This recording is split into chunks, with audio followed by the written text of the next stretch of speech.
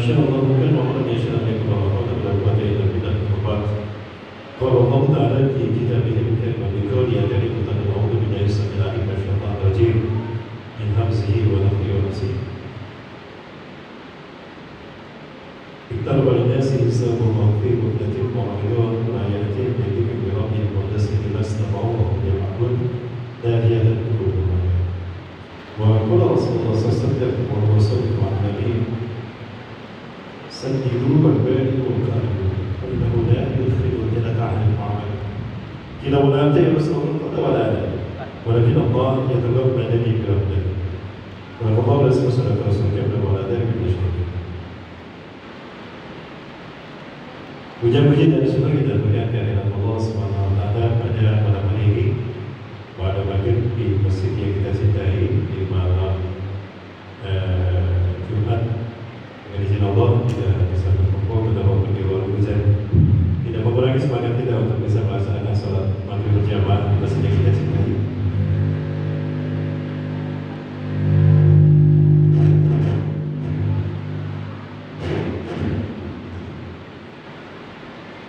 Dan juga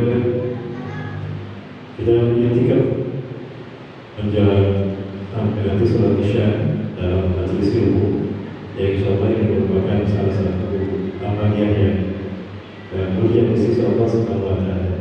Bahkan Allah Azza wa Jalla melalui lisan Rasulullah SAW mengatakan Rasulullah bersabda dan salaka tariqan yaltamisu fihi ilman sallallahu alaihi wa sallam. Siapa yang menempuh satu jalan untuk menuntut ilmu, maka Allah mudahkan bagi dia jalan menuju surga. Maka saya katakan Bapak Ibu yang diiktikaf pada kesempatan kali ini sampai jalan nanti bulan Isya, Allah mudahkan jalannya menuju surga yang Allah Subhanahu wa Ta'ala. Amin ya rabbal alamin. Salawat yang sama diperintahkan atas Rasulullah untuk Nabi Rasulullah Muhammad SAW, Nabi dan Rasul yang diutus ke negara dia memberikan satu kabar gembira. Apa kabar gembiranya? Tentang bagaimana dekatnya kebangkitan Islam. Ya, hari ini memang kita berada di posisi hari zaman lalu Rasulullah SAW berjanjikan akan ada satu kali lagi kebangkitan Islam sebelum hari kiamat, dan itu telah terjadi masanya. Bahkan seorang ulama besar dari Palestina, saya hampir bertemu dengan beliau adalah Menteri Al-Hamas. Ya, kalau kan ulama Islam dia ulama pejuang yang mendirikan pergerakan untuk melawan kezaliman Israel di Palestina. Dia seperti wawancara tentang kapan kehancuran Israel dan juga prediksi beliau terkait dengan kebangkitan Islam, kemenangan Palestina. Dan beliau mengatakan tidak lama lagi, pagi 2027 sudah ada beliau. Ini betul.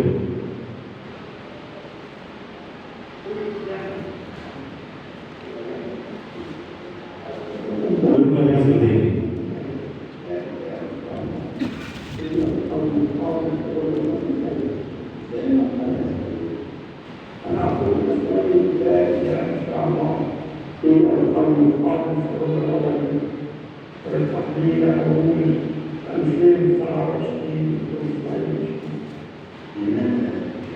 Dan menyerukan Tuhan Karim Al-Quran Al-Qasna Al-Qadiyah Al-Qadiyah Al-Qadiyah lalu mulakan anak lalu istana dengan besar keluarga habis ketal kemari lalu istana aku mengenal dan ada keinginan istilah Quran. Nah, itu katakan bahwa berdasarkan isyarat Al-Quran Israel ini akan ada. Ini artinya bahwa tidak lama lagi Islam ini akan tegak. Kalau Israel hancur, Palestina merdeka, berarti Islam akan tegak. Dapat kita bayangkan kalau memang prediksi beliau dengan izin Allah benar. Sekali lagi ini prediksi beliau, tapi berdasarkan benar. Nah, kalau kita melakukan prediksi itu, Bapak Ibu kesempatan, kita lihat berdasarkan sejarah, Bapak Ibu bisa saksikan di depan. Ini adalah kondisi Palestina pada tahun 1946. Warna hijaunya adalah umat Islam yang memenuhi Palestina, dan warna putih ini adalah etnis Yahudi Bahdim.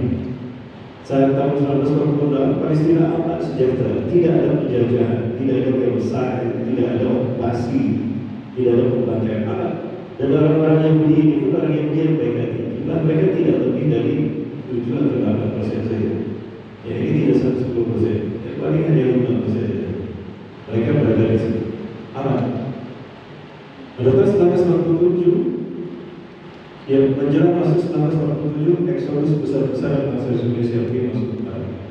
Mereka merampas tanah Palestina sehingga dalam waktu singkat satu tahun saja 54% wilayah Palestina mereka kuasai dan yang tersisa hanya 46%. Bahkan pada tahun itu terjadi pembantaian di Sabah Sabila 3 hari dibantai 3.600 bangsa.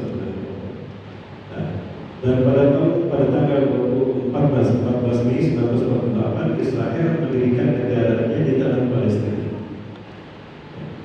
40 tahun kemudian berdasarkan isyarat yang telah disampaikan, Palestina menang melakukan intifada besar-besaran 1987, melakukan intifada besar-besaran, berhasil merebut kembali wilayah yang dulu dikuasai Israel. Maka Mesir Al-Aqsa, Yerusalem kembali dalam umat Islam. Dan pada saat itu terjadi perjanjian Jenewa yang intinya memberikan kemenangan pada Palestina. Maka tercatat 1947, 40 tahun setelah genocide itu adalah kemenangan Palestina. Andai angka ini ditambah 40 berarti 1987 tambah 40 2027. Dan prediksi beliau ini lahir dari hari. Apa yang disampaikan? Kita tidak tahu apakah betul Islam ini akan tegak 2027, Israel akan menang, akan hancur dan Palestina akan menang. Itu adalah takdir Allah. Namun yang pasti bagi kita adalah kebangkitan Islam ini pasti akan terjadi. Yang Rasulullah SAW selepas sholat tahajud beliau berdoa. Belum mengucapkan kedua matanya sambil berzikir istirahat menjelang sholat subuh. Tiba-tiba Rasulullah bangkit. Iqbal Zubair merah wajah dan kedua mata Rasulullah SAW. Rasulullah bersabda, Allahumma hamdallah, Allahumma hamdallah, Allahumma hamdallah. Ini di Masjidil Haram disaksikan oleh Muhammad. Ya Allah, bukankah telah aku sampaikan, ya Allah, bukankah telah aku sampaikan. Para sahabat bangun, bangkit, kaget. Ada apa Rasulullah SAW? Umar bin Khattab menghampiri Rasulullah SAW dan mengurus punggung Rasulullah SAW. Dan apa kata? Umar bin Khattab, na'am ya Rasulullah, kepada tadi sudah Allah. Betul ya Rasulullah, Anda telah menyampaikan risalah. Maka apa kata Rasulullah SAW? Dan yuzharanna al-Islam hatta yudal kufra ila al-maqtiri. Sallallahu Islam ini akan tegak. Islam ini akan tegak kembali sebelum hari kiamat. Menang di muka bumi. Hatta yudal kufra ila al-maqtiri, sehingga Islam ini menyeret kekafiran kembali ke tempat asalnya. Artinya ketika Islam tegak untuk yang terakhir kali di muka bumi, maka akan disaksikan saja kapitalisme akan kembali ke bawah, komunisme akan kembali ke itu semua merupakan kesempatan terakhir jika terjadi dengan izin Allah. Maka kita dekat sekali dengan saat di mana dunia ini akan berakhir. Karena kata Rasulullah SAW, ketika Israel hancur, Palestina menang, Al-Aqsa kembali pada pangkuan umat Islam dunia. Maka apa kata Allah? Kata Rasulullah SAW. Rasulullah SAW menepuk pundak Ibnu Hawalah al-Azdi.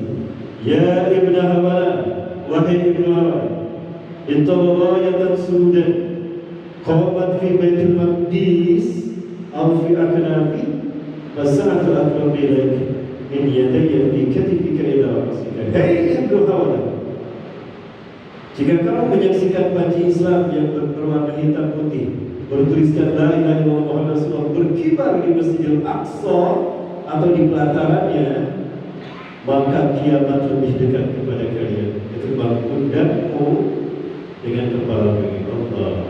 Artinya bagi sekali bagi Allah, jika Israel hancur, Palestina menang, Islam menguasai dunia, Al-Aqsa kembali dalam pangkat Islam, berkibar panji Islam di sini, maka kiamat lebih dekat ketimbang pundak dan kepala Allah.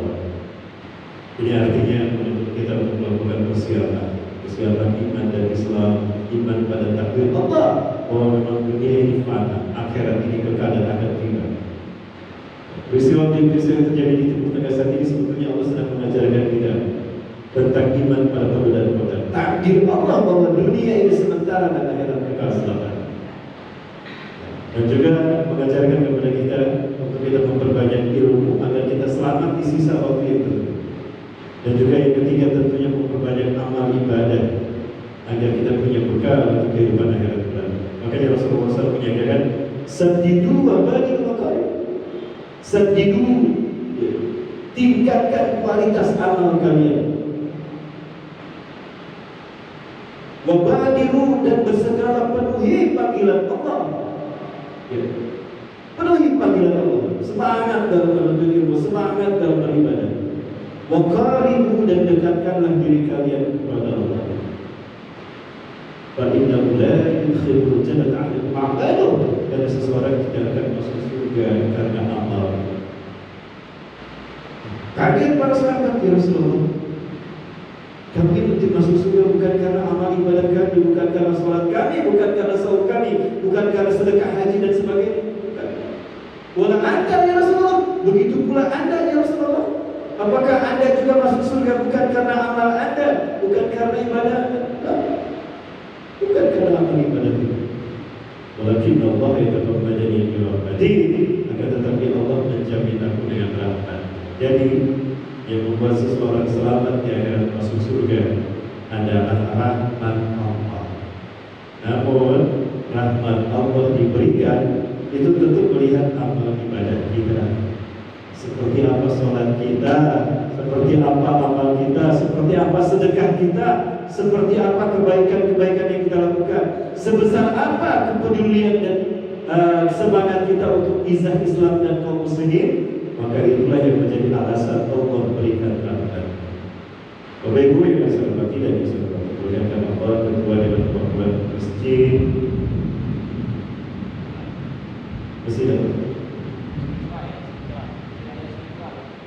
masih di Istiqlal, Masjid Al-Istiqlal, ya. Yang dirahmati Allah SWT, para hadirin jemaah sekalian.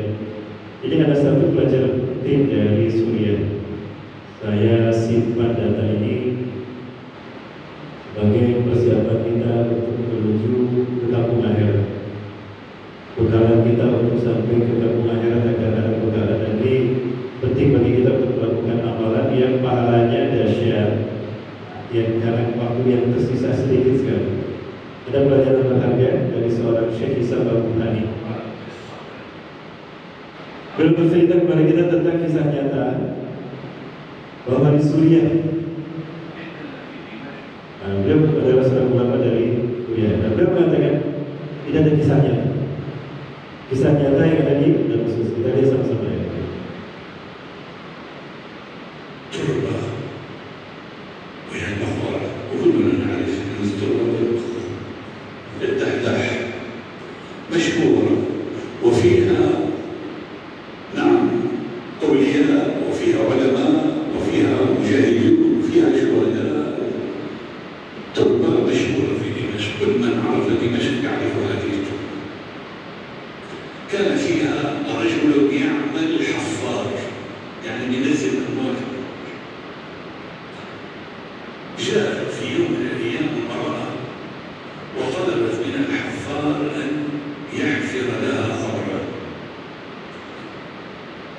حفر القبر، وبعد ساعة جاءت الجنازة وليس معها كثير من الناس، يعني بضعة رجال. نزلت الجنازة إلى الأرض وفتح صندوق الجنازة. Singkat cerita, ketika mayat dimasukkan ke dalam liang lahat, yang berubah alam kubur. Fatusbihu radatan min riyadil jannah. Kuburnya berubah menjadi taman surga. Berjalan asra, datang dua orang malaikat menaiki kuda, membawa jenazah ini pergi. Yang menyaksikan cuma satu penggali kubur. Maka hafar wahid bahwa Abdul Razak, dan dia bernama Abdul Razak. Pingsan dia. Pingsan ketika menyaksikan kubur yang berubah menjadi taman surga. Allah Akbar. Dibawa dia wajah ma'adih, dia pingsan. Warasahal ma', kemudian jadi cipratin air. Lalu dia terbangun. Malah, kenapa kau? Kenapa kau pingsan? Allah, ru'aitu ajaban fi jahilil qabr. Tadi di dalam kubur aku menyaksikan yang ajaib. Ketika kita meletakkan jasad anak ini, jasad jenazah ini masuk ke liang lahat, berubah kuburnya menjadi taman surga. Datang dua malaikat menggunakan kuda membawa pergi anak jenazah anak ini. Aku pingsan. Itu hayalan kamu saja. Baratus syuhur, berlalulah bulan-bulan. Wanita itu datang lagi membawa jenazah yang kedua. Anaknya juga, kakak dari jenazah anak yang dimakamkan pertama. Dan ketika falamma udkhila hadhihi jenazah ila qabri ila lahat, ketika jenazah ini disimpan kembali di ruang di liang lahat, kembali berubah. Faja'ala futiha al-qabr wa tusbihu rawdatan min riyadil jannah. Alam kuburnya terbuka kembali dan berubah menjadi taman surga. Dua malaikat datang kembali membawa jenazah ini. Lakin tajabat mayuh alaih, tapi dia sadar, tidak bisa lagi. Selesai memakamkan jenazah, lari dikejar si ibu-ibu itu. Ya Umar, mana anti bidayah ji'atih? Siapa anda? Dari mana anda datang? Kenapa aku bertanya? Kepada tas'al, kenapa aku bertanya kepada ini? Saya percoba saja waktu kita tidak banyak jemaah. Allah, sibtu musibah. Aku ditimpa musibah. Dulu yang kau makamkan itu adalah anakku yang sedang sekolah, belajar menuntut ilmu di sebuah pesantren, belajar Quran, belajar ilmu agama. Meninggal ketika masih pesantren, meninggal ketika masih belajar Quran, belajar hadis, belajar ilmu agama, fikih dan sebagainya. Dan yang barusan kau makamkan kakaknya.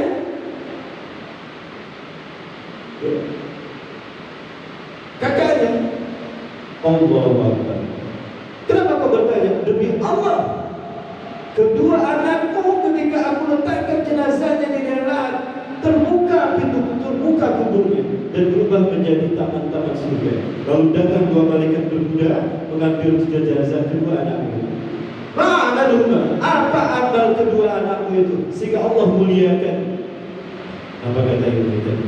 Anak yang pertama adalah santri yang sedang belajar di rumah Habis yang belajar di pondok pesantren, belum selesai meninggal dunia.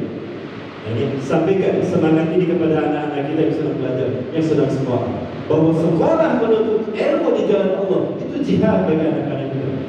Fisabilillah, man kharaja li talabil ilmi wa huwa fisabilillah, kata Rasulullah. Siapa yang keluar untuk menuntut ilmu, dia ada di jalan Allah. Maka ketika meninggal di saat sedang menuntut ilmu di pondok pesantren atau di sekolah, karena Allah, dia syahid. Yang kedua yang amal nazar, akhul kabir. Yang kedua adalah kakaknya yang besar, yang bekerja punya mebel, tapi penghasilannya setiap bulan dia bagi dua, setengah untuk modal dan untuk nafkah keluarganya, setengah lagi untuk membiayai adiknya yang sedang pesantren. Subhanallah. Jadi anak yang menuntut ilmu di pondok pesantren, kemudian kakak yang membiayainya, Allah muliakan seperti ini. Allah. Bapak Ibu yang berdoa SWT, untuk kita tidak banyak ya, sudah jam berbagi kelas 15 menit lagi ke Isya. Dan berjamaah Allah SWT. Bahkan ada hal-hal yang lain yang juga luar biasa ini jamaah. Pergerakan yang kedua pada jam sekalian. Yang jamaah saksikan ini juga sama. Seorang anak yang rajin belajar, rajin menuntut ilmu, kemudian membuat bangga orang tuanya, hafal Quran, tidak pernah tinggal sholat 5 waktu, bahkan tidak tinggal sholat tahajud, tidak tinggal sholat duha, tidak tinggal sholat Senin Kamis. Ada remaja gadis tangguh usia 13, 14, 15 tahun meninggal karena kampung halamannya dibombardir seperti di Gaza. Namun apa yang terjadi? 2 tahun dimakamkan, hadir dalam mimpi sang ayah, lalu berkata kepada sang ayah, Abi, ajini Abi, akilni ila kubrin jadid. Adalah asari Abi, saja nari ya Abi. Ayah, datanglah kemari ayah, pindahkan aku ke kubur yang baru ayah. Tolong pindahkan aku ke kubur yang baru. Hada rajul janibi yasra sar'ajidan qabla al-ayyam, yasra sar'atan syadidatan faka'annahu yu'adabu 'adaban syadidan. Tidak ada laki-laki dikuburkan di sampingku ayah, baru beberapa hari saja. Tapi dia setiap hari, setiap saat menjerit-jerit, seperti sedang disiksa dengan siksaan yang pedih. Aku gak bisa istirahat ayah. Tolong pindahkan aku ke kubur yang baru. Allahu Akbar. Apa yang terjadi jemaah? 3 kali mimpi berturut-turut maka sang ayah meminta izin kepada otoritas pemakaman untuk menggali kuburan anaknya, memindahkan kuburan anaknya ke kubur yang baru. Tapi apa yang kita saksikan? Dia menyaksikan lihat jasad anakku sepertinya masih utuh, kain kafannya masih utuh dan tidak tercium bau busuk. Nah, ini ahli surga seperti ini. Dan apa yang terjadi? Ya, ahli surga biasanya jasadnya menyusut, mengecil jasadnya, sehingga kuburannya meluas seolah-olah memang Allah melapangkan kuburnya. Berbeda dengan ahli neraka.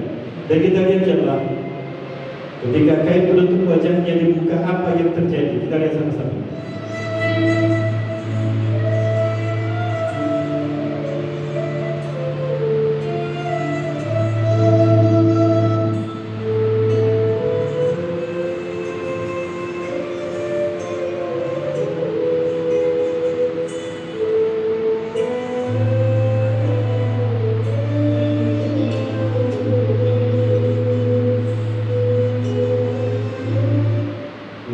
Dimakamkan tidak hancur tubuhnya. Kain kapan yang tidak hancur?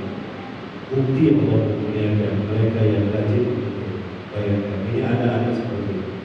Ini adalah amalan yang dahsyat. Kami hadir di sini dalam rangka satu misi besar. Kita akan membantu pondok pesantren Darul Fikri di Payakumbuh.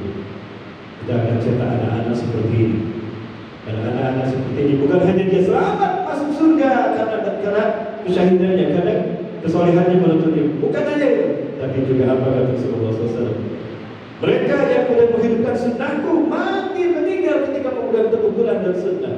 Dia berhak membawa 70 keluarganya masuk surga tanpa hisab. Allah Akbar. Termasuk mereka yang membiayainya. InsyaAllah pondok pesantren Darul Fikri ini kita insyaAllah akan kita bangun di mana di Payakumbuh. Dan ini merupakan peluang bagi kita untuk membantu mereka yang sedang akan membebaskan lahan. Berapapun Bapak Ibu kita bantu mereka. Mudah-mudahan ini menjadi wasilah. Tadi kata Syekh Hisham Al-Quran, anak yang sedang belajar Islam, pesantren, meninggal, dimuliakan Allah, kuburnya bukan bagi taman surga. Tak ada dia begitu pula yang membiayai. Subhanallah. Waktu kita tidak banyak sebetulnya, panjang kajian kita akan pada waktu saja. Jamaah yang bersaudara, Ustaz. Jadi ini kesempatan untuk kita bagian jemaah. Ini kesempatan yang sangat langka. Ya, mari kita kuatkan dan kita mudah-mudahan apa yang kita lakukan nanti kalau ini menjadi wasilah kita dapatkan kemuliaan seperti kemuliaan ini. Bayangkan 2 tahun dimakamkan tidak berubah. Kenapa mereka tidak mati Ustaz? Tidak hancur tubuhnya. Karena pada dasarnya mereka tidak mati. Orang yang gugur di jalan Allah mereka syahid tidak mati. Kata siapa? Kata Allah. Bagaimana Allah menyatakan itu? Surat Al-Imran ayat 169. Allah Azza wa Jalla menyatakan, ولا تحسبن الذين قتلوا في سبيل الله أمواتا بل أحياء عند ربهم يرزقون. Sungguh, jangan kau katakan orang yang gugur di jalan Allah mereka mati. Tidak. Bal ahya'un 'inda rabbihim yurzaqun. Bahkan mereka hidup di sisi Allah mendapatkan rezeki. Karena mereka hidup di sisi Allah, tidak mati hanya pindah alam saja. Di sisi Allah langsung hidup di sisi Allah dan rezeki terus mengalir. Maka berapapun lama tubuhnya dikubur, dia tetap hidup. Kemuliaan ini akan Allah berikan kepada mereka yang berjuang menghidupkan Quran dan sunnah. Amalan yang sangat mulia, mudah sebetulnya, tapi berat kalau kita tidak meniatkannya untuk meraih kemuliaan ini. Mudah karena kita ikhlas untuk melakukannya. Jamaah Rasulullah Ta'ala, ini adalah salah satu kisah yang mudah-mudahan menjadi berat bagi kita untuk kita ikut menguatkan apa yang menjadi bagian dari syiar Islam. InsyaAllah saya menyampaikan saya hadir dari Bandung, Jawa Barat ke Sumatera Barat ini, dan ini titik pertama saya berangkat dari Lombok. Yang kemarin kami di Bali, lalu Lombok, dan sekarang ada di Sumatera Barat. Ini titik pertama dalam rangka syiar ini. Jom kita mudahkan jalan kita menuju surga Allah dengan kita kuatkan mereka-mereka yang menghidupkan syiar-syiar Allah berada. Bagaimana caranya? Ustaz akan menyampaikan. Silakan.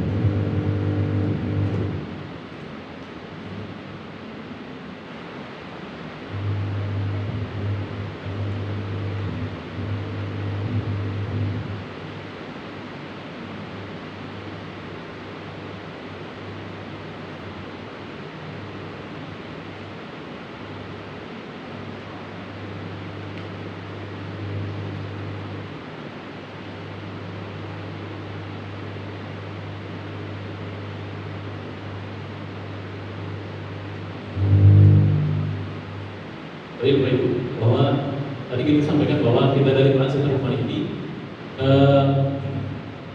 Transcendent Humanity adalah lembaga filantropi yang mana bergerak di bidang pendidikan dan dakwah. Hari ini kita adalah salah satu program dakwah kita hari ini bersama dengan guru kita Ustaz Ahmad Bekri. Alhamdulillah tadi kita sudah mendengarkan kajian beliau tentang kondisi akhir zaman hari ini, bahwa Palestina hari ini kita melihat bagaimana kondisi saudara dari Palestina, termasuk juga beliau menceritakan bagaimana anak-anak yang menghafal Quran kemudian mereka diberikan semangat oleh Allah Subhanahu wa taala, dibuktikan bahwa sampai 2 tahun itu dasarnya masih. Kemudian juga orang-orang yang memudahkan mereka untuk menjadi penghafal Quran dan insya Allah telah menjadi orang yang bisa menghafal Quran di akhir zaman kelak, termasuk ketika mereka diberikan mahkota sebagai orang yang pernah membantu para penghafal Al-Quran kelak. Dan kita di Transcendent Humanity hari ini mengajak Bapak Ibu sekalian untuk sama-sama kita hadirkan diri kita, harta terbaik kita untuk bantu pembangunan Mahadarul Fikri. Nah, sebelum ke Mahadarul Fikri kita melihat bahwa kondisi hari ini, bahwa pendidikan hari ini kita melihat sangat jauh sekali dari Islam, sehingga orang tua hari ini khawatir dengan anak-anak hari ini. Ketika anak jauh dari Islam, kemudian masa depan mereka sangat mengkhawatirkan. Jangankan masa depan mereka, hari ini saja kita bisa melihat bagaimana anak-anak kita hari ini ketika mereka jauh dari Al-Quran, jauh dari Islam, sehingga pergaulan mereka begitu rusak. Bahkan hari ini anak-anak SMP di Kota Padang kemarin kita melihat di media sosial sudah ada grup LGBT. Jadi ini adalah sesuatu yang khawatirkan. SMP saja ada punya grup WhatsApp, itu isinya anak-anak LGBT, laki-laki sama laki-laki, perempuan dengan perempuan. Belum lagi yang sudah dewasa, yang bahkan di Sumatera Barat itu termasuk kelima di Indonesia hutan terbesar LGBT. Makanya kita sangat mengkhawatirkan kalau ini dibiarkan, kemudian anak-anak kita jauhkan dari Al-Quran, apa jadinya 10 tahun yang akan datang generasi kita. Maka kami dari Transcendent Humanity berinisiatif mendirikan sebuah pesantren agar kondisi itu bisa kita atasi bersama dan kita membantu anak-anak yang mereka ingin belajar Al-Quran, ingin menjadi para ulama di masa yang akan datang. Insya Allah kita akan cetak di Mahadarul Fikri Islamic Boarding School yang insya Allah hari ini kita siapkan. Dan ini adalah video gambaran dari Mahadarul Fikri Islamic Boarding School.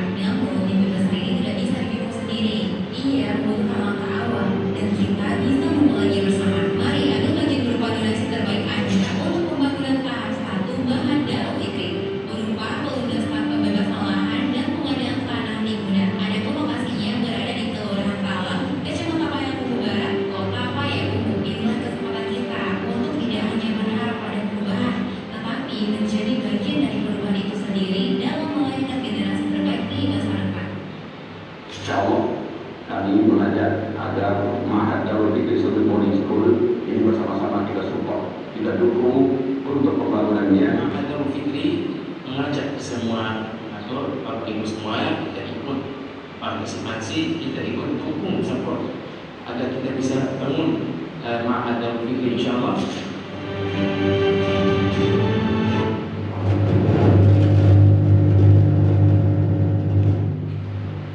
Itulah gambaran tentang Ma'had Darul Fikri Islamic Boarding School yang insya Allah kita akan bangun di Baik Buku. Ini adalah tadi gambaran Ma'had Darul Fikri, desain bangunan yang insya Allah kita akan bangun. Jika Bapak Ibu yang ingin mendonasi pembebasan lahan, boleh berapapun dengan harga terbaik, silakan Bapak Ibu boleh maju ke depan. Saya mungkin 2 meter, saya 3 meter, saya maunya 5 meter boleh. Bahkan saya ingin penampilan boleh, silakan Bapak Ibu. Kita di lahan itu alhamdulillah kita dapat harga lebih kurang 250.000 per meter. Jadi itu dijual separuh harga kepada kita karena sebagian tanah ada yang dilaporkan dan ada yang kita beli dengan harga separuh.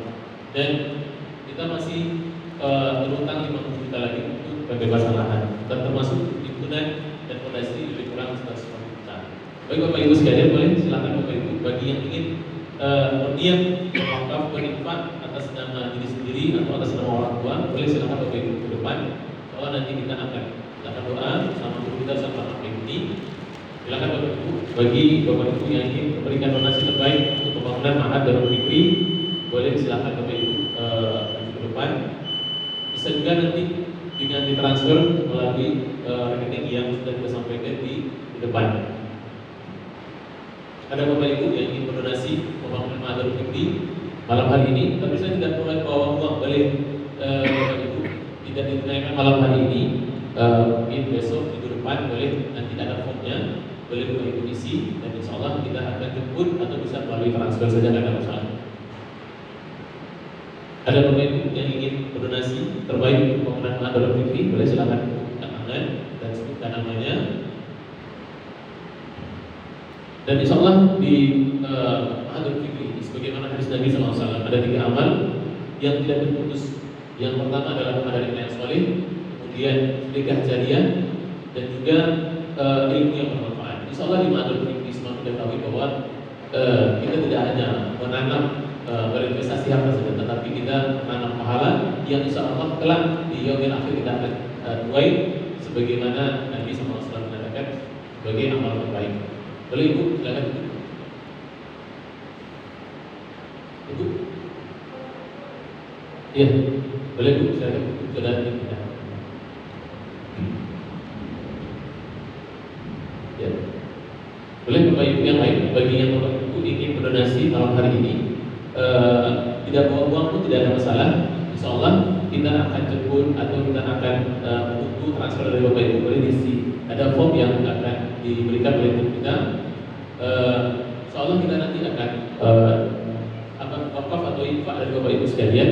Kita mau mendoakan bersama-sama Bapak Ibu nanti, semoga apa yang Bapak Ibu berikan ini tidak mengurangi harta, karena memang dalam hadis dalam Al-Quran Allah menyebutkan dalam surah Al-Baqarah bahwa setiap harta yang diinfakkan dalam Allah itu Allah akan tambah menjadi 70 kali lipat sekali. Seperti satu butir kemudian menjadi 1 batang, kemudian melahirkan 70 tangkai, akan melahirkan 70.000 buah.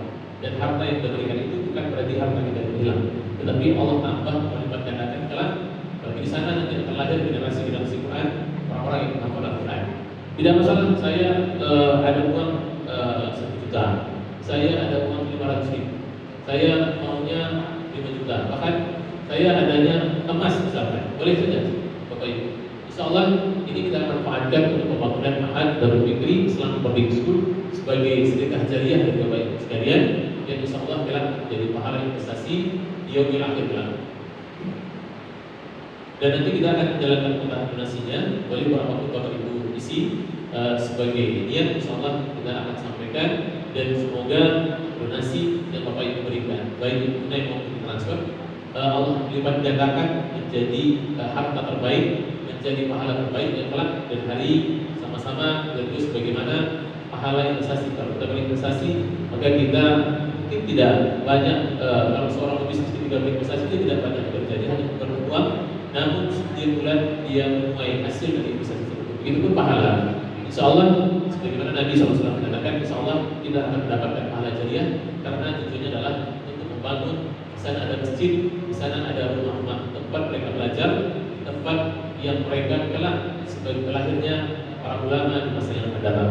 Sebagaimana kita ceritakan tadi bahwa kondisi hari ini anak-anak kita sangat jauh dari agama, bahkan mereka melenceng daripada tidak hanya dari Islam, tapi perilaku yang harusnya normal pun mereka telah menyimpang hari ini. Bahkan anak-anak SMP sekali Bapak Ibu, mereka sudah masuk ke dalam grup dan mereka sudah melakukan hubungan yang itu Allah malam, dan itu mereka lakukan sesama jenis. Dan bahkan baru-baru ini tadi siang kita melihat berita juga ada seorang kiai yang tulisan ini sebenarnya bukan persoalan apapun, tetapi ini adalah kondisi yang hari ini kita melihat bagaimana anak-anak kita harus jaga dengan baik, dijaga dengan baik, dijaga dengan Al-Quran, supaya mereka tahu mana batasan-batasan yang harus mereka batasi diri mereka, dan mereka harus menjelaskan sebagai anak laki-laki dan anak perempuan mereka harus menjaga hubungan lawan jenis, bahkan sesama jenis sekalipun. Baik Bapak Ibu dan Subhanahu wa Ta'ala, dan juga kepada pengurus masjid.